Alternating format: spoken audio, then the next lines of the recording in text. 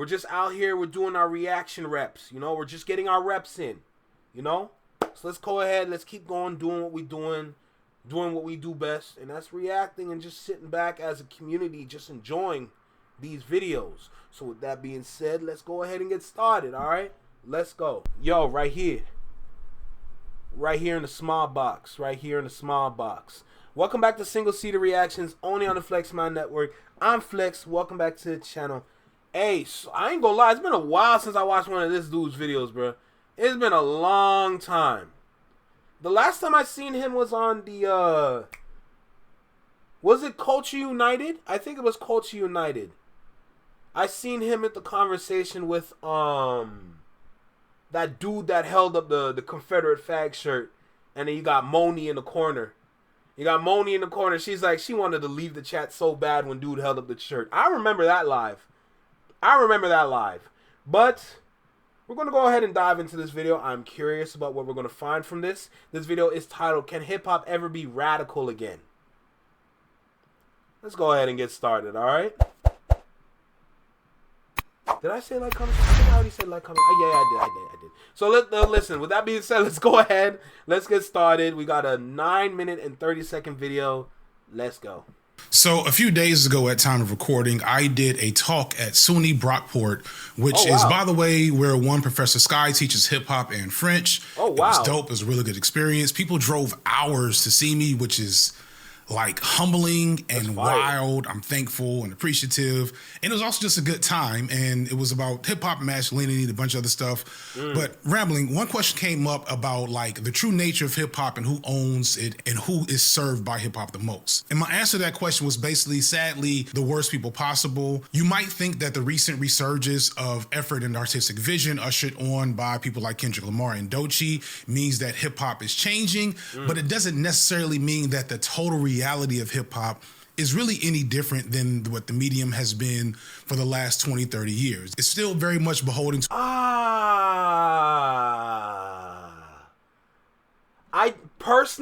would split that into different eras. You don't want to say the whole entirety of the 20-30 years because that bubble is too open. That range is too wide. You got to chop it up a little bit. Because I feel like the better that you chop up the history within hip-hop, it's easier to understand different eras and how things were changed and influenced in each of those eras. So that's the one thing I would say.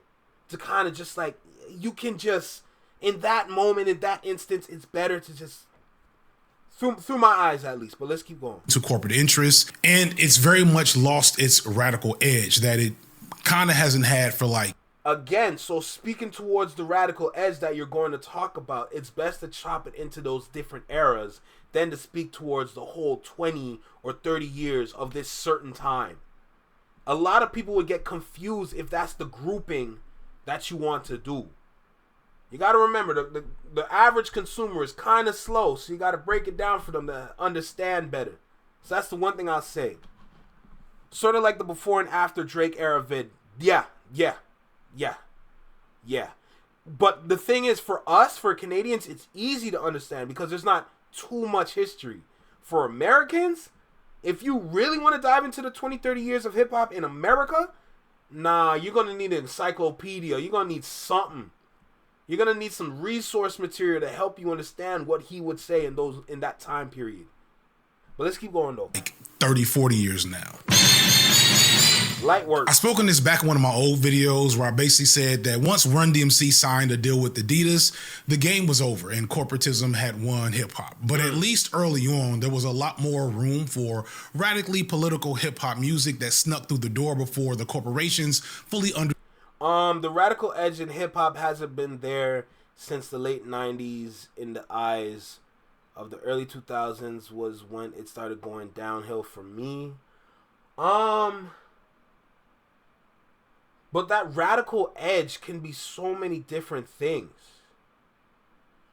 I think he's speaking more towards the corporate side in his video.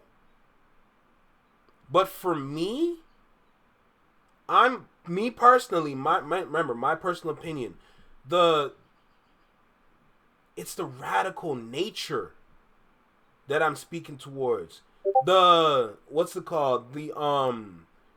the televised radical energy or edge that he's speaking to is like your Run DMCs, your NWAs, and that kind of crowd, right? That's the radical he's saying. The perspective that I'm drawing from is more about the radical nature of the individual artist. Now, I know it's his video, and I know he has his own point, but I feel like, I'm not saying there's anywhere to adjust, but like, just like another perspective to look at it from is what I'm saying. But let's keep going. We're at the beginning of the video. We don't even know what he's going to talk about, so let's keep going. Understood what was happening. You had people like Public Enemy, Rage Against the Machine, but those are few and far between, and even Public Enemy was low-key an accident. There's always been more underground figures then and now who truly represent radical politics. I'm thinking of Mortal Technique and Brother Ali Black. I'm thinking of Mortal Technique and Brother Ali Black. I'm thinking of Mortal Technique and Brother Ali back in the blog era. That's why that sentence is hard to say, because that was not setting myself up. Sorry, but more so the options shifted when the artist started getting a lot of corporate sponsors, deals, and stuff like that.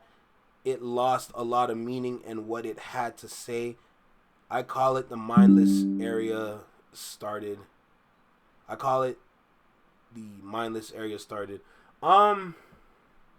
Yeah, so definitely on the corporate side, it kind of took away the power that rap had. But it wasn't gone.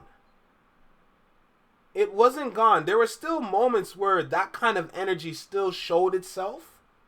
But because rap has changed and became more of a business, it became more of like a music business kind of situation than an actual artist/creativity kind of situation. From that point, it makes sense, because if people were to move and act like that now, it would never ever have the same effect like back in the day. But Kendrick is coming close with that. So success. I'm thinking of Mortal Technique and Brother Ali back in the blog era. Today, to a minimal extent, maybe you could say JPEG Mafia if you stretch a little bit. But I'm more impressed with mostly unknown figures in the current hip-hop landscape. Remember, you have to be advertising friendly and clean stuff like that. It's true. It's true, because if you want to get played on the radio, if you want your songs in certain movies, certain playlists, if you want your songs on commercials, it has to be commercial friendly. So from corporate business side, absolutely. But there are still some songs out there that do take energy from the radical edge that he's speaking about.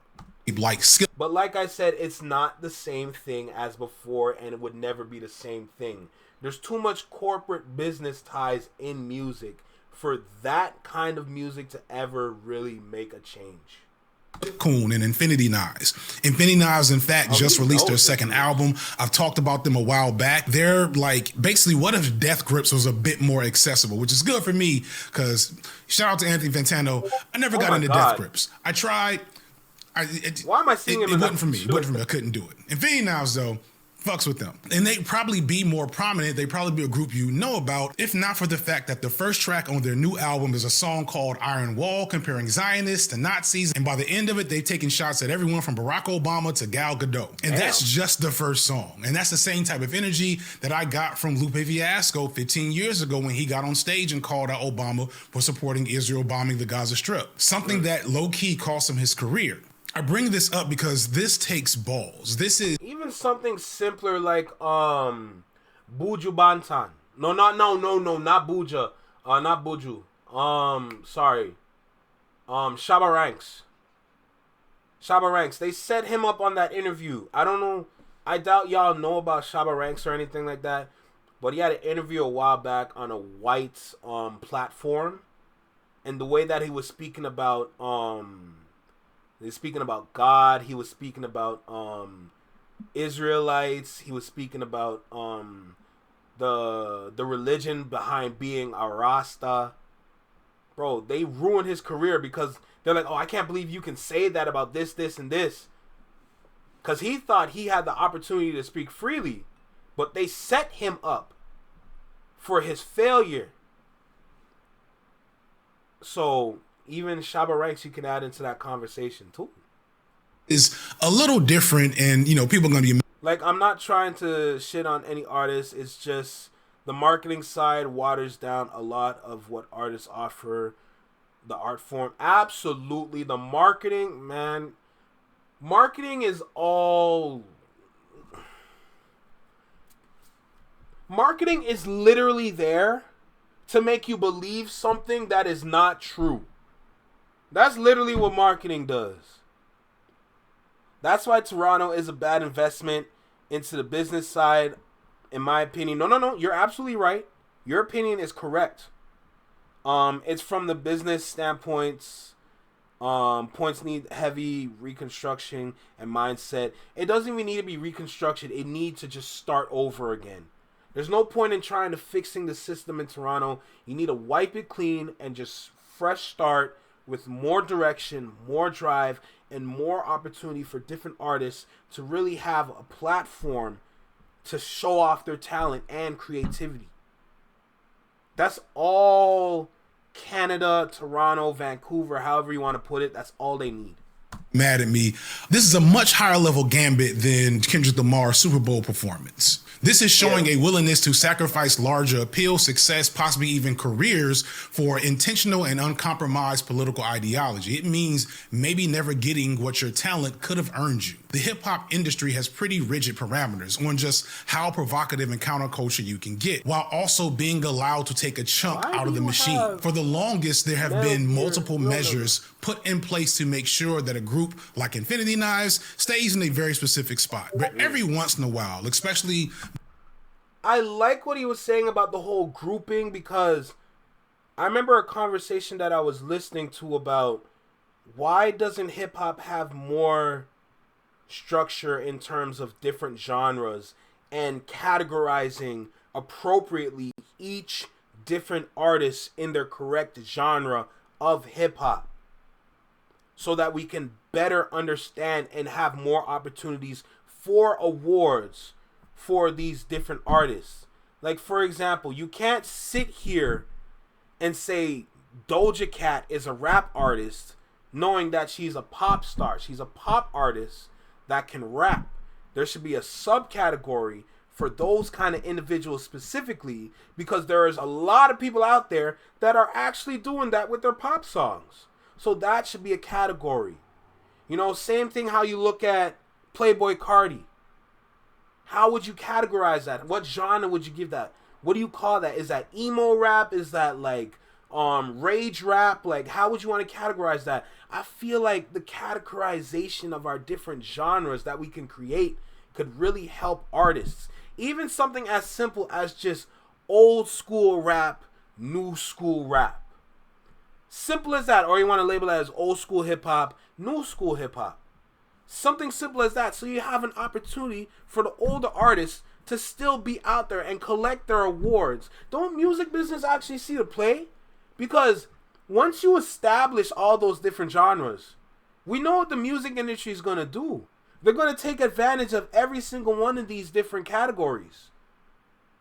But knowing how the music industry works and all these different labels, wouldn't they want to take advantage of all these different things?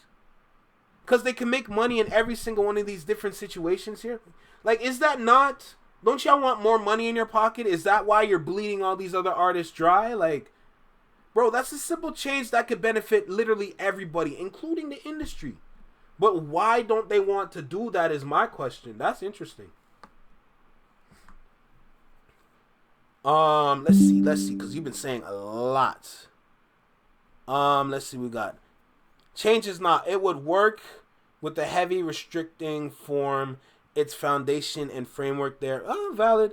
The residents of the house just need to be evicted from the building. Absolutely. But again, that helps my point with just restarting. Restarting doesn't mean specifically shifting or changing the system. Restarting could be as simple as getting rid of all the people that are just occupying the space, that are just not doing anything. That's the change. That's what you need to reconstructing, is focusing mainly on the strength of the artists and the actual community. Absolutely. If they say was it? Was that Caribbeanism or something like that? You bring that type of art into it and so forth. Toronto is having an identity crisis. Oh, Toronto is having an identity crisis, and you need to steer the ship in the right direction away from the cliff.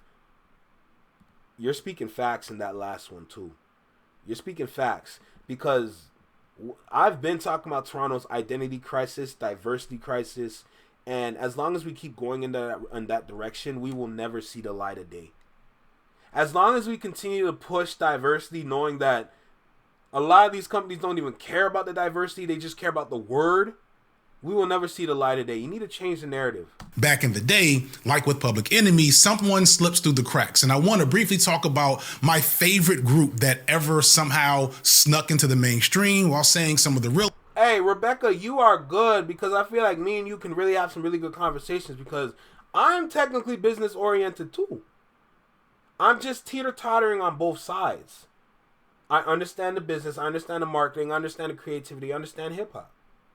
You know? And I'm always learning something new when it comes to hip-hop, no matter what.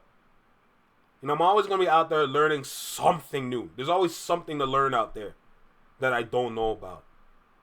And that can apply to everything that I have my foot in, you know? But we can definitely have some really good conversations. I have great ideas, just no money to back the ideas. Girl, don't even get me started. Most provocative shit you've heard in hip-hop probably since the early 2000s. Dead Prez in their first album, Let's Get Free, which celebrated its 25-year anniversary. 25 years. Damn. You feel old, my boy? That album came out my senior year in high school. Damn. 25 years ago. Nigga, you old. All right. In the year 2000, Dead Prez came out of nowhere with the classic album Let's Get Free, and I still can't believe that this thing exists, but I gotta come back and do a little bit of background. But with the way half the artists act, I wouldn't work with most of them. Their business liability, sadly, absolutely, they're not good for business at all. It makes company bleed money badly, 1,000%. That's why we need artist camps. We need schools for these artists to attend to learn about different ways to be an ideal artist. And we know how these things go. We know how these businesses are formed. Y'all can have a certain layout. Y'all can have certain lectures. Y'all can have certain programs, certain courses that y'all can put together to help the artists. But at the same time, y'all can just line y'all pockets by producing certain kind of artists that can just benefit you, the country, the world, and so y'all get like don't Canada understand what they could do? Don't Canada get it, bro? Yo, we do nothing in the music industry, even though there's so much potential, not only marketing potential, not only business potential, but just the creativity, bro. You know what y'all can do for real? And you know how these businesses work.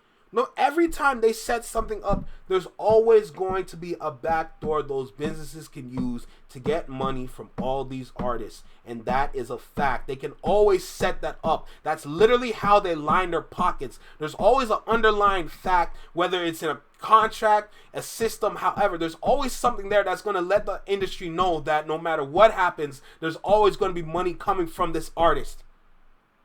It's always been like that. And why don't they apply it in Toronto? Why don't they put the work in creating artists so you can have your own platform here to produce top tier world class artists? There's nobody else after Drake, Tory, Justin Bieber, The Weeknd, Nav, Jesse Reyes, or any of these other artists. There's nobody after because everyone's too close to the bottom. All right, let's see what we got here. But half of the artists I want to work with, no, they don't. That's the bad part, man. That's a bad thing. A lot of people have no force and are undereducated and not able to see the bigger, broader picture that there is money to be. There is money to have their way to be me. I wasn't necessarily saying like this is what it always is, but okay, I did say that. But my point is just like, It's always there. I'm not pushing it, saying, "Oh, look over here. This thing is always." No. I'm not pushing. I'm just saying, yo, it always happens. It always happens. That's what I'm speaking towards. I'm not speaking towards a system and how it comes to that. I'm just speaking towards just it always happens. Like, who was that one girl that was talking about at the Grammys that artists should have insurance? There's no insurance for these artists, and the companies are pretty much taking their money. No drive, not no force. There's way to self-center and self-focus. Absolutely, they can't see that if you co-sign here and there, help here and there. Egos also are way too big. Yeah, no. Again, like, that's just how it always been. So if you just look at the history behind this, what's stopping Toronto? What's stopping Vancouver? What's stopping Canada in general for doing that same thing? Because we know how the music industry works. We know how it became. We know how this thing came about. We know how they get money. With every artist that is out there, they're always getting some form of money from people.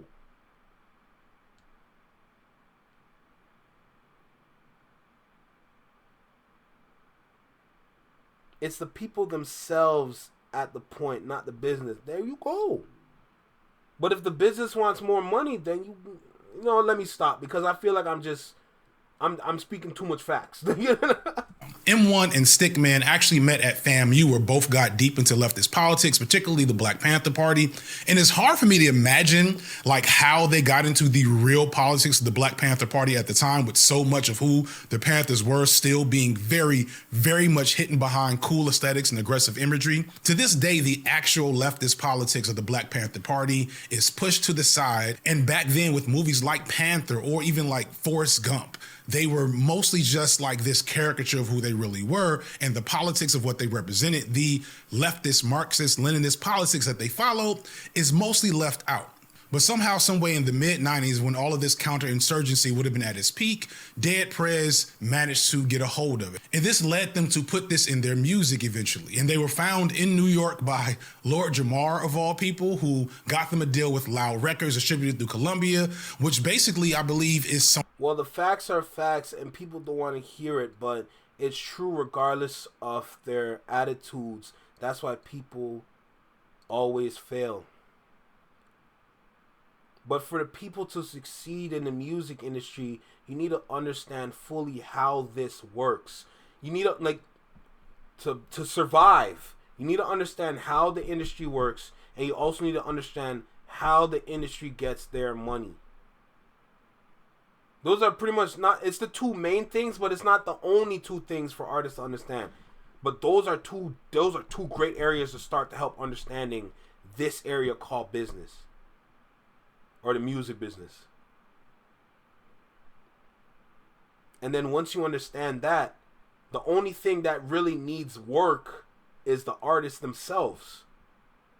Because you got to make sure that you got to work for the change, you got to work for the adjustments, you got to work to put out music, you got to work to prepare for anything else that happens, and just, yeah. Oh, I don't disagree, Flex. I really don't. Hey, we just having a conversation, that's it.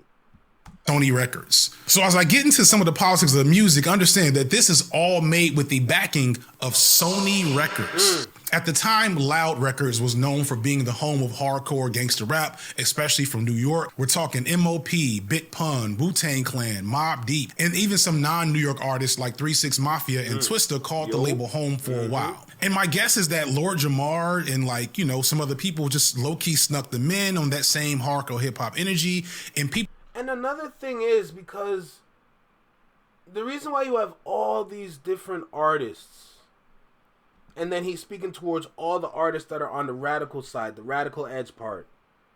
The only reason why they're there is because there was an imbalance in the music. That's the only reason why. Look at everybody that he talked about from that moment, from that era. That's technically an era of that kind of music coming out. There was an imbalance.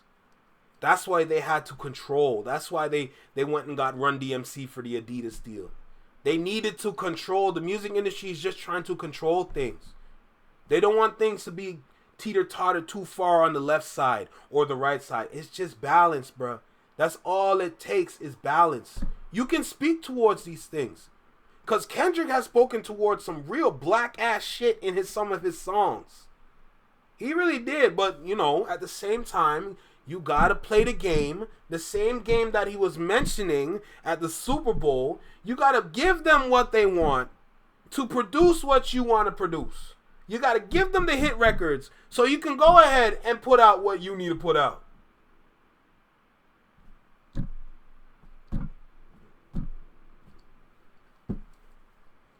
You know? People weren't fully paying attention to what they were saying because they had the full backing of the machine. It's very, very rare that I share any similar views with anyone. Hey, it just be like that sometimes, you know? But you also have to realize that popularity shifts over the radical music. It's right now it's the flow of the trend and stuff. So what's popping now isn't what was earlier in the 2000s. No, absolutely. No. Music, ever since the corporations and everything got into the minds of music and all that and the artists, trends, especially with social media, trending topics, everything, those have really helped artists. Those have boosted artists. Following trends have showed you what kind of artists they are. Just literally like TikTok era. All these TikTok songs. That's social media at work. That's literally social media at work, you know? So, like I said, I get what you're saying. Like the popularity shift and all that.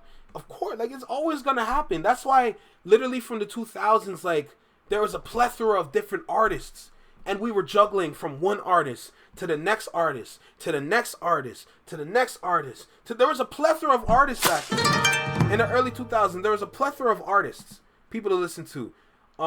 Meredith Hamilton, thank you for your subscription. We appreciate you. But back then, there was a plethora of artists for us to juggle back and forth from. Now in this era that we're in, that plethora that we had is been cut down to a quarter.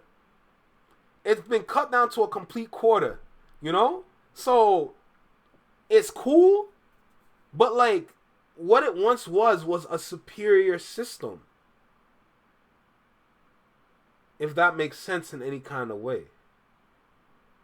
Because the jumping from artist to artist to get different sounds, to hear different kind of perspectives, and just get overall good singles or a good vibe from different tracks, that really benefited the people for a long time. So people may wonder why it's like this now and not then, but people are also too stuck on some was they can never relive as well. That's another good point too. Nostalgia is things people like but can't really ever get. Valid. We kind of got some nostalgia from the GNX album, but it's rare that you get it at that level. And then look at what Curtis King took and did with the GNX remix. He made it even more nostalgic, giving it that LA essence. Like he literally amplified the LA essence on the GNX remix. To the point where you have some songs that could actually be played on the San Andreas car radio. Squabble up. You know what I'm saying? Like, it's just... There's levels. There's just levels to this. For their first classic album, they had articles written about them in a source, all the media exposure you might expect for a buzzworthy new rap duo at this time in hip-hop history. And I think part of this was because their sound was not as New York sounding as other NY rappers at the time, which is a big deal because in the mid-90s to like the early 2000s, the South had something to say. Artists from Atlanta and New Orleans and Memphis had taken the mantle of what commercial hip-hop and street rap sounded like. You definitely got to listen to it, Rebecca. It is worth it. And at the time, New York rappers were being essentially stubborn about maintaining the New York sound, which was falling out of popularity in hip-hop as a whole. But likely as a byproduct of being at the notorious party school FAMU, M1 and Stickman probably learned to appreciate Southern sounds, and you hear it in their music. The first track, I'm an African, which is one of my all-time favorite songs, sounds closer to something from Master P or Juvenile than Wu-Tang Clan. Their biggest hit, bigger than hip-hop, that's like the song, not... You should know what I'm talking about. Yeah. This is a bass-heavy, trunk-rattling banger that sounds nothing like what other New Yorkers were doing at the time. But that's the surface-level stuff. Understand that you've heard me use that song, I'm an African, at least twice. Rebecca, I completely agree with you. These conversations, it's not even just the levels. The levels to these conversations are actually very scary. Because once you understand what you're talking about and you really like dive into that conversation, then you start to really understand what goes on behind the closed doors.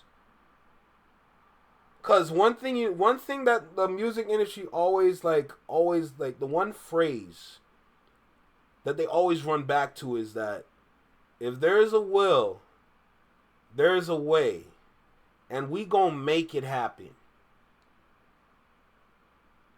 If there's a will, there's a way, and we gonna make it happen. That's the one thing about the music industry that they just won't let go. If there's a will, there's a way. It's crazy. Both during the Black Panther video and the Hotep video because it's a song about real Pan-Africanism.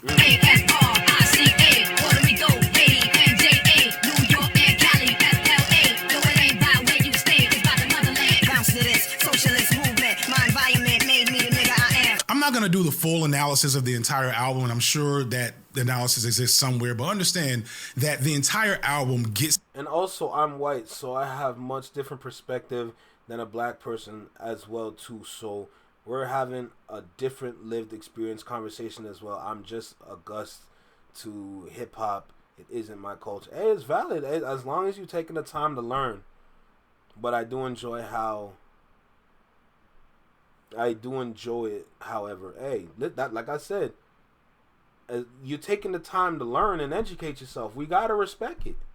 You know, if there's some areas where if you're a little off, we'll let you know. And the same way, if there's an area where I'm off, y'all gonna let me know. You know, that's how we learn. That's how we educate ourselves. That's how we just just develop the knowledge of this thing called music and the business behind it. Into topics that were taboo even for hip-hop. It's a truly revolutionary work. I remember being in high school and this being the first time I had ever heard a black person use the word socialist and identify as such in a positive manner. I remember going to college in the mornings where I wasn't feeling, being in school. Their song, They Schools, which is an anthem about how schools indoctrinate us, that was on heavy rotation. How this was being heavily promoted in mainstream hip-hop media by Loud Records and by proxy Sony. They got the full album rollout treatment, and they were definitely pretty successful, cracking the top 100 hip-hop list. The album was critically acclaimed.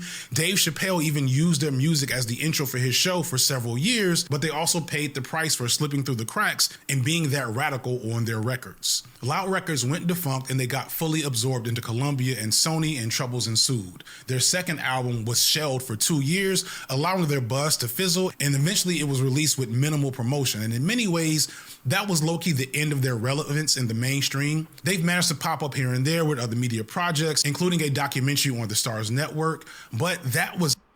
Well, Black Canadian culture and American Black culture, I don't get. They're very different to me, so trying to keep up with the Americans is exhausting. There's so much to understand. There's a lot, I know. And with every year that passes by, there's going to be more.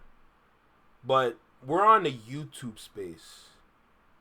There's plenty of different YouTubers out there that can really explain and break down different eras of just history. for all to understand. So it just comes down to the videos that you watch, or even like if you want to listen to an ebook or just read a book about it, there's always those options as well.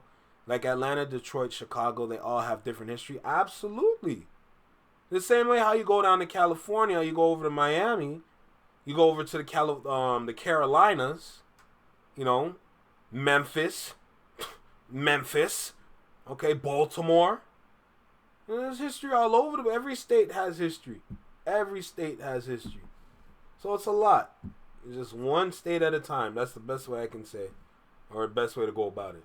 It. And this is why a lot of artists and even YouTubers will be very careful in how they engage with radical sentiment in their music and art. Right. And why I will remain critical and even skeptical of some of my favorite rappers when they talk that game, because the reality is to truly talk that game and play it means putting it all on the line, putting it on the line and then crossing that line. It's something I balance myself, and why you should be skeptical of me at all times. And that's why I have so much respect for those artists, those rappers and others who did see that line and break right through it, like a Dead Prez or Nina Simone or Infinity Knives. Hip-hop is still a genre at the margins of radical thought. It's still capable of being incredibly provocative and challenging the system and the status quo, but we can only maintain that status by remembering the true extent of what truly... I like what you said, Anthony. I literally glanced at what you said and I already like what you said. The same way that, for the most part, you guys have mentioned Toronto and Ontario. The U.S. has meccas of culture.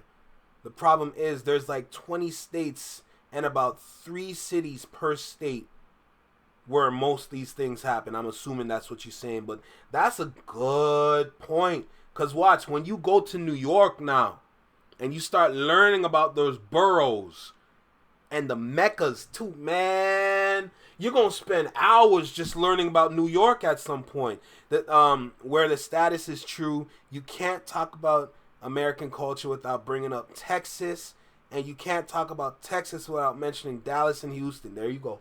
Challenges the system in our art and what that looks like versus art that kind of plays into the same aesthetics but doesn't quite measure up to what the real radical art is putting on the line. So while I love those artists who do keep the culture and the energy alive, I have to pay my full respects to those who sacrifice their careers to make the real statement. I'm FD Signifier, and this has been Light Work. Light Work, big salute. Hey, he did what he did with that one, bro. I ain't gonna lie to you. Yeah, that's having trouble keeping up because every state seems to do things their own ways. So artists seems to draw from where they are. In American cities that I don't get, Cali, LA City, Compton, the Bay, New York, it's Barrows, Florida, Miami. Damn right. When it comes to America, there is so much to learn. There is so much to learn. Hey, don't even get me started on them HBCUs now. Don't get me started on them HBCUs, man. Now you're going to spend a whole couple hours on just each HBCU. It's crazy. Well, I'm glad there's Americans still in chat to explain that a bit. There you go, man. That's all it takes. You know, just these little conversations to learn. That's it. Hey, I like this video. I'm not going to lie. I like this video. This was a really good video to react to. Damn, bro. Shoot. Now we got one more. We got one more and then we done. So let's go ahead and get into that one. So let's keep going. Almost there.